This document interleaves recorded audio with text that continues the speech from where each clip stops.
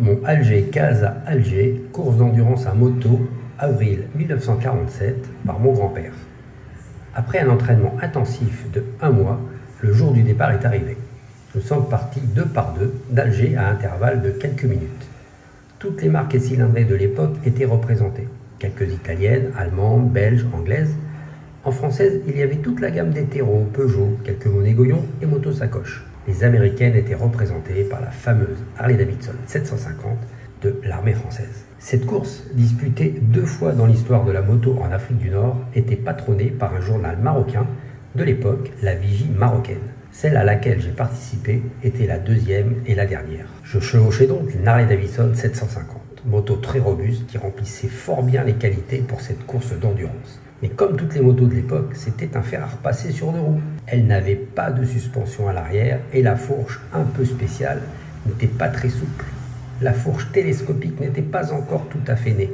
Il y avait encore beaucoup de fourches trapézoïdales et les motos devenaient cirvireuses par la déformation de la fourche. Il fallait être très prudent et connaître bien sa monture pour négocier les virages. Si la Harley-Davidson était robuste, elle présentait quand même quelques petits défauts mécaniques. Il fallait surveiller fréquemment le graissage des chaînes, un manque de graissage à la chaîne primaire et celle-ci cassait et sortait par le carter. C'était la panne. Il ne fallait pas non plus que l'huile soit trop abondante. Le graissage se faisait par pression et le réservoir d'huile était le même que pour le moteur. Donc trop d'huile pouvait vider le réservoir et le moteur pouvait en souffrir. Elle avait aussi une usure rapide du pneu arrière par manque de suspension. La roue arrière n'adhérait pas en permanence à la route. Elle battait constamment comme les roues d'une voiture qui n'a plus d'amortisseur. Il fallait donc surveiller l'usure et changer les pneus arrière assez souvent. Première étape, départ d'Alger, ensuite Miliana, Serrier, Orléansville, Oran, Rio Salado, Rivière Salée, La Mauricière, Tlenkem, Marnia et Oujda. Fin de l'étape. Une nuit de repos à Oujda. Cette étape présentait beaucoup de difficultés. Nous avions une route assez accidentée entre Alger, Maliana et Ténès, avec des virages assez mauvais, comme le virage en chapeau de gendarme sur la route de Miliana. Après Ténès, nous quittions la portion de littoral, avec quelques virages et falaises, et nous arrivons à Orléansville. La route Orléansville-Oran-Rio Salado était une promenade jusqu'à la Mauricière. Là, ça devenait très sérieux, et la prudence était de rigueur. De la Mauricienne à Tlemcen, 60 km, et il y avait au moins une trentaine de virages très dangereux. La route suivait le flanc du mont Sebdou, d'un côté la montagne, de l'autre le ravin, avec une profondeur de 40 mètres.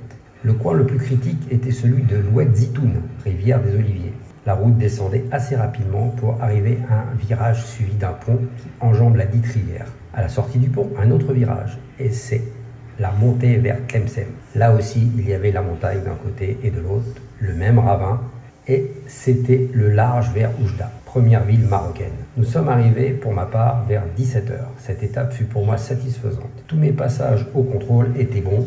Après une nuit de repos à Oujda, nous revoilà sur la ligne de départ, 2 par 2 par catégorie. Deuxième étape. Celle-ci peut être considérée comme une promenade comparée à la première. La route splendide était rectiligne jusqu'à Casablanca. Quelques petits virages après Meknès. Cette deuxième étape se trouvait sur le trajet de Oujda. Guersif, Fès, Meknès, Rabat et Casablanca. Le paysage était magnifique. Il y avait un vrai contraste avec l'étape d'Algérie. À 40 km d'Oujda commençait la plaine de Guersif. 105 km de route droite comme un i. Là, les fous de vitesse ont eu quelques surprises. Il faisait assez chaud et il y a eu quelques serrages et grippages de moteur. Lorsque l'on passe cette plaine, en été, il y a souvent un vent très chaud de 50 degrés qui souffle assez fort. Ce vent se nomme le Chergui. Pendant ces 105 km, pas âme qui vive. Géographiquement, c'était une pointe du Sahara. Un touriste dans ces lieux ne doit pas tomber en panne, surtout à cette période d'après-guerre. Les automobiles étaient rares. Enfin, nous arrivons à Casablanca sans encombre. À l'arrivée, j'ai entendu que j'étais pénalisé de quelques points. J'avais un peu d'avance sur mon horaire. Nous nous sommes reposés 24 heures à Casa et de nouveau, nous sommes sur la route. Comme pour l'aller, le retour était sans histoire. Nous avions atteint Oujda, une nuit dans cette ville, et c'était la ruée vers Alger, où se trouvait l'arrivée. À la Mauricière, nous avions changé d'itinéraire. Nous sommes passés à Sidi Bel Abbès, au lieu de Rio Salado. Donc Sidi Bel Abbès, Oran, Périgueux, Riezane, Orléansville, Meliana et Alger. Pour moi, la course s'est bien terminée. Il était environ 19 h après les formalités et les signatures. Je suis rentré chez moi. D'ailleurs, j'ai une petite anecdote à vous raconter à ce propos. Je me déshabillais pour prendre une douche lorsque j'entendis soudain ma femme éclater de rire. Je lui demande « Mais pourquoi tu rigoles ainsi ?» Et elle me répond, tout en continuant de rire, « Tu n'as plus de fond de culotte !» Et oui, j'avais usé tout mon fond de culotte par le frottement sur la selle de la moto. Inouï, il ne restait plus rien de l'étoffe. Quelques jours après la fin de la course, ce fut la remise des prix. Dans ma catégorie des 750, la médaille d'argent et un diplôme me fut décerné. Voilà la fin de l'histoire de la deuxième et dernière course d'endurance Alger-Casa Alger, avril 1947.